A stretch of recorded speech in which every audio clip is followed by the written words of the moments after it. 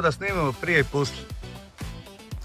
A dobrodošli u još jedno rezervno kolo. Pošto se Uskrs bliži, mi ćemo pokušati uskrsnuti jednu Alfu koja je davno umrla, te jedna od najprljavijih Alfi 159 na starome europskom kontinentu.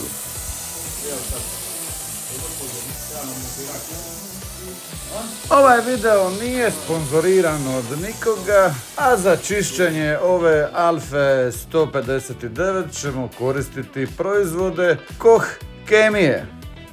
Dakle, natopili smo siceve sa Green Starom, kojeg smo prethodno razvodnili 10:1, odmah smo to našpricali na sjedala i nakon toga smo četkom naravno vrtili koliko smo god mogli da bismo svu prljavštinu izbacili vani.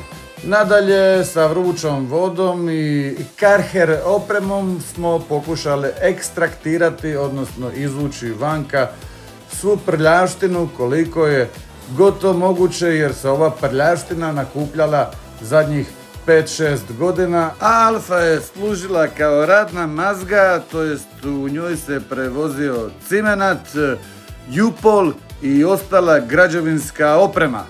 Poslužilo nas je lijepo vrijeme i onda smo ostavili sjedala da se suše na suncu. Na suncu se, mogu reći, jako brzo osuši ova tkanina. Nije neki rezultat. A i nije neki rezultat. Evo, ovo su zadnja sjedala koja ćemo sada pokušati također očistiti. Nakon četkanja unutrašnjosti, ovo je neki rezultat koji smo uspjeli postići. Nije vrh, ali kako je bilo prije, ovo je izložbeni primjerak. Ovo su stara i olinjala sjedala, oprao sam ih 2 puta dubinski i ovo je neki rezultat. Suše se na suncu, mirišu na novo. Unutrašnjo smo većinom makli, rastavili, ali prije nego što krenemo dalje slijedi jedna vožnja po gradu. Ajde.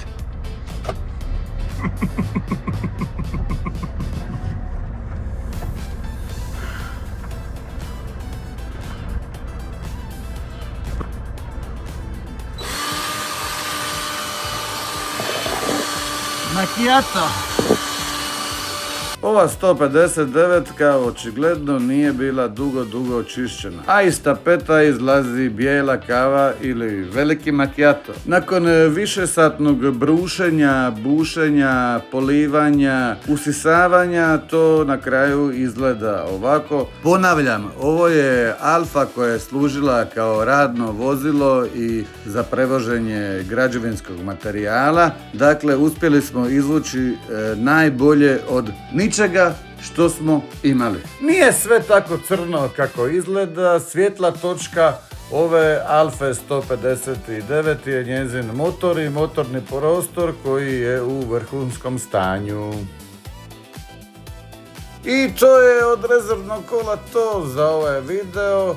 Uspjeli smo vratiti jednu staru olinjalu 159 nazad u život i ovako izgleda nakon par dana vožnje. Vidimo se sljedeći put i živjeli!